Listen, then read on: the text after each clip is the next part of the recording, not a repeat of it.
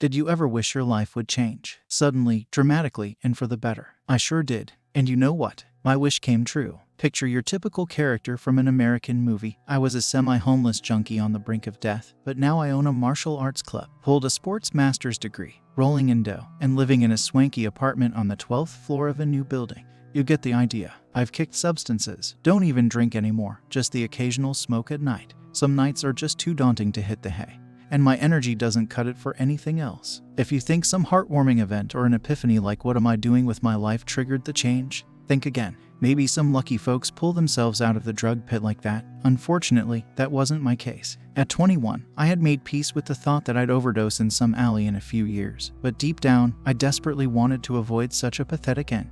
I wanted but did nothing. Waited for some miracle, a magical wand to kick me out of the cycle of stimulants, tranks, stimulants. By then, I'd forgotten how to live without that crap. And then, the miracle happened. When you can't live without narcotics, narcotics become your life. So, I lived, breathed, quite literally, and earned with narcotics too. Convenient. You always have a few dealers on standby, you won't run out. I never got into production, cause of failed chemistry class.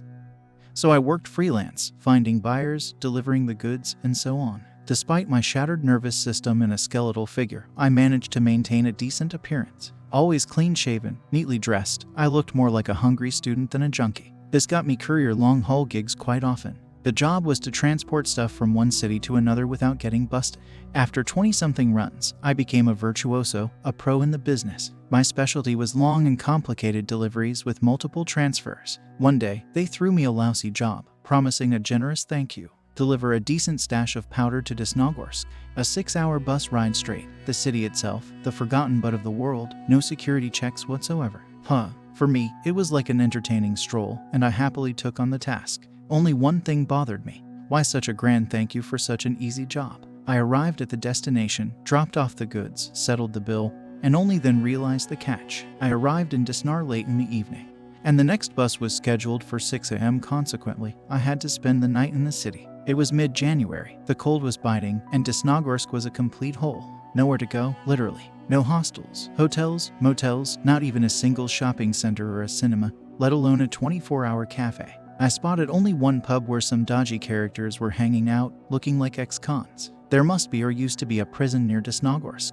Venturing there for warmth would likely result in not leaving alive. I tried to find shelter in hallways, only to realize it was no warmer than outside. The longer I wandered, the colder it got. Staying outside was not an option. Freezing to death in Desnogorsk ice or getting beaten up by the local pub thugs. What a great choice. By that time, I was so frozen that I was ready to take a knife to the kidney just to get a bit warmer. My fingers and toes were numb. My whole body shivering. Each breath came with pain. The air was that freezing. Let's make a lyrical digression. Generally, I despised the human race, believing that everyone, if not an outright scumbag, was 100% mercenary hypocrite, pretending to be good for personal gain. But there was one person, the only one in the whole world, who earned my love and respect. My older brother. Despite the 12-year age difference, we got along great. He practically replaced my father, a religious alcoholic bum, from whom I received only countless beatings and bad genetics. My brother was into dinosaur stuff, dreaming of becoming a paleontologist. He would have become one if not for stomach cancer taking him away. After my brother's death, the only thing left for me was a wooden keychain in the shape of a pterodactyl, my favorite dinosaur. He carved it himself. I hadn't parted with this keychain for over 10 years, don't know why. Maybe it served as a reminder that the world wasn't that bad, but I considered it just a lucky charm. Anyway, it was also in my pocket back then, so I clutched my little charm tighter and walked aimlessly, wherever my eyes led me. Luck happened. My feet brought me to the bus station where I disembarked many hours ago. The bus station was closed, but there was light in the adjacent guardhouse. I knocked, and a woman in her 40s opened. Almost falling to my knees, I described my desperate situation,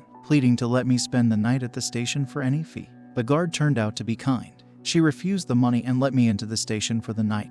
No strings attached. I almost cried with happiness. Finally, the nightmare of freezing torment was over. Don't turn on the light and don't let anyone in, warned the guardswoman. There's a coffee machine over there. Have a cup, warm yourself up. I was ready to kiss her. I was in heaven, damn it. Indeed, there was a vending machine in the corner with cheap coffee in plastic cups. I didn't bother with the swill, just sat on the floor and leaned against the warm machine. The station was tiny, with glass walls, but there wasn't a single streetlight outside, so darkness reigned inside the building. Soothed by this idyllic setting, I dozed off. I woke up to someone tugging at the entrance door. Not forcefully or violently, just a weak, hesitant pull. I remembered the guard's instructions. Don't turn on the light and don't let anyone in. So whoever my visitor was, they could go to hell. Ignoring the pulling door, I pulled my hood tighter and tried to fall back asleep when I heard a voice. Let me in. I'm very cold. The voice was high-pitched, thin, unmistakably that of a child. The door pulled again, and the voice repeated from outside. Let me in. I'm very cold. I hesitated. I might be a cynical bastard, but my conscience hadn't completely died yet. At least not enough for me to sleep soundly while a child freezes to death behind the door. Let me in. I'm very cold. Yes, I knew it was damn cold out there. The child spoke slightly lisping, with some accent, but it didn't bother me. Perhaps there are migrant kids running around without supervision. What puzzled me more was that, like a broken record, the child kept repeating the same words. Maybe he didn't know other phrases in Russian. Let me in. I'm very cold. Damn it, I'm not a stone-hearted monster. Although prudence tried to take over. What if the kid's a trick, and behind him are a couple of hefty robbers? But I quickly dismissed that idea. First, there was nothing to steal at the station. And second, who would plan a heist in this freezing weather? The robbers would have turned into icicles 10 times over by now. No, most likely, it was indeed a lonely child. A runaway from some drunken parents who now had no idea where to go. I've been a runaway too. Let me in. I'm very cold. Judging by the persistence, the child knew I was inside and heard him. I tried to see my visitor, but a concrete wall blocked the view from the side. To hell with caution. After all, I once begged the guardswoman to let me in. If she had ignored my pleas, I'd be lying somewhere with second-degree frostbite. Let me in. I'm very cold. I struggled to my swollen feet and limped to the door. Just a sec. I'll let you in. Just be quiet, okay? With these words, I moved the heavy bolt, opened the door, ... and woke up. This time I woke up for real, bewildered and understanding nothing. I was still sitting in the corner next to the coffee machine where I dozed off. Was it just a dream? Something had changed while I was asleep. The first thing I noticed was the cold. All the warmth in the room vanished, as if sucked away, and the air was freezing, just like outside. I looked around, utterly perplexed. My eyes had adapted to the darkness, and I saw that the entrance door was wide open. I could hear gusts of icy wind, scattering handfuls of snowflakes onto the floor. Who opened the door? Was it me? Did I dream it? Or, oh, for God's sake, someone was outside. I could clearly hear the crunch of snow under heavy footsteps. Without thinking of anything smarter, I huddled under the nearest station bench, clutching my lucky charm tightly in my fist. It was a mega shitty shelter, but I desperately hoped that in the darkness, I wouldn't be noticed. Contrary to my fears, the invisible visitor didn't enter the building. The steps started moving away. Soon, I caught a glimpse of them through the glass walls. He was tall, over 2 meters, and looked strong. Though maybe it was just my perception due to a lot of clothing. In the darkness, it was hard to see, but it seemed like the clothes were a bit too small for him or her, and sitting uncomfortably, like a regular tall homeless person, except he was carrying another person on his arms. A dead person. The way the head hung lifelessly could only mean a broken neck. I couldn't make out the victim's face in the darkness, so some giant, miraculously not noticing me, was dragging a corpse through the night. The fucked up part was that he walked very strangely, as if limping. What the hell did I get myself into? The giant figure turned around and headed towards the guard booth. The light there was already off. Probably. The unsuspecting guardswoman was peacefully asleep, while this thing was sneaking up to her shelter. The outcome of their meeting was horrifyingly predictable. Hell for the guardswoman. I felt sorry for her, but what could I do? If I tried to stop the giant, I would only increase the body count with my own.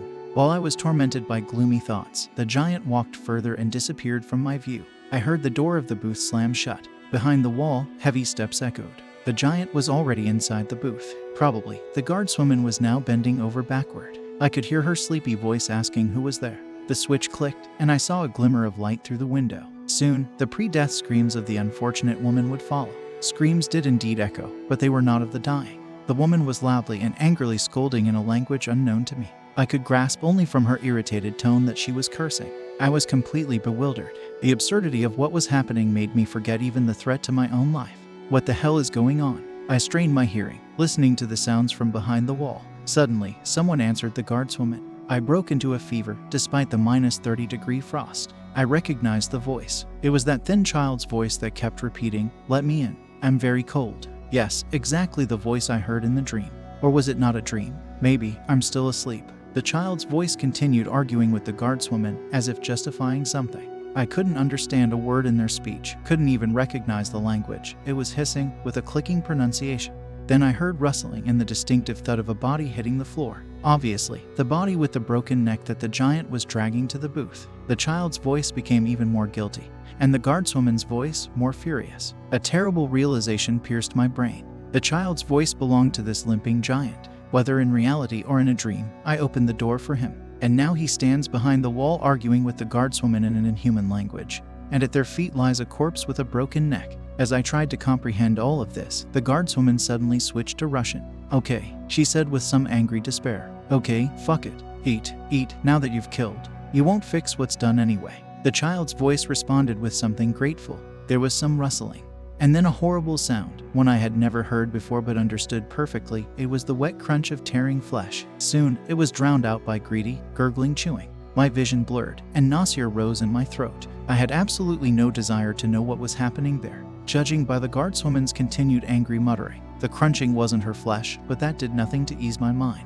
"Eat, now that you've killed." Suddenly, I snapped out of it. I needed to get the hell out of here, immediately. The sounds of the feast behind the wall were disgusting, but they covered my steps. I barely crawled to the exit, where a new shock awaited me. In the snow, a chain of huge footprints was imprinted, prints from 3 legs. I remembered the strange, limping gait of the giant, and I felt extremely sick. I didn't want to be near this damn bus station anymore, where all this shit was happening. Quietly circumventing the bus station, I walked toward the dilapidated 5-story buildings, until the nearest alley. I moved stealthily, twitching at every noise. Once I reached the comforting shadows of the buildings, I sprinted with all my might. I darted into the first open entrance, raced to the top floor, and huddled there in a corner. Now, I couldn't care less about the cold and other discomforts. When things got really bad, I started dancing and rubbing my hands and feet. That's how I spent the rest of the night. By morning, I had slightly recovered. It was time to go back to the bus station. My bus would arrive soon. The thought of returning plunged me into panic. And at the same time, I felt like the biggest idiot. The night's events seemed like some feverish delusion. I even doubted if they were real. For a druggie like me, such glitches were commonplace. They could happen anytime, anywhere. Yet this glitch was overly realistic. Torn between doubts, I mustered all my courage and stepped out of the entrance. Outside was the same Desnogorsk, just an ordinary, backwater town. It wasn't yet dawn, but some windows were already lit. Few pedestrians sleepily wandered the streets. Nothing seemed mystical, ominous, or otherworldly. As I reached the bus station, I found a neatly cleared path in place of the 3-legged footprints, and the snowdrifts around the station were also cleared. The bus station was already open. Inside, lights were on, and passengers sat on benches, waiting for the bus. I circled the station. The guard's booth door was locked. No traces of 3-legged feet in the snow, no bloodstains or torn corpses. Was it just a nightmare? Relieved, I leaned against the wall and lit a cigarette. The bus was supposed to depart in about 10 minutes. I had started laughing at my own fears when I noticed a small object lying in the snow. Its contours seemed familiar. I approached and leaned down. Holy shit, it was my lucky keychain with a pterodactyl.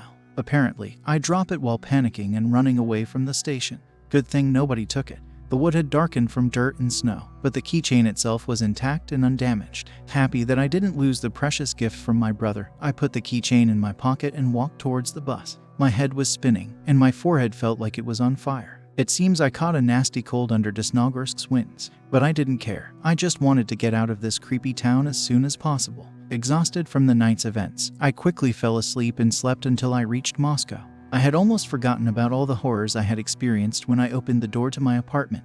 I urgently wanted to take some aspirin and crash under the covers. Lazily taking off my jacket, I shook out some change and random trash from my pockets and froze. 2 wooden keychains fell out of my pocket.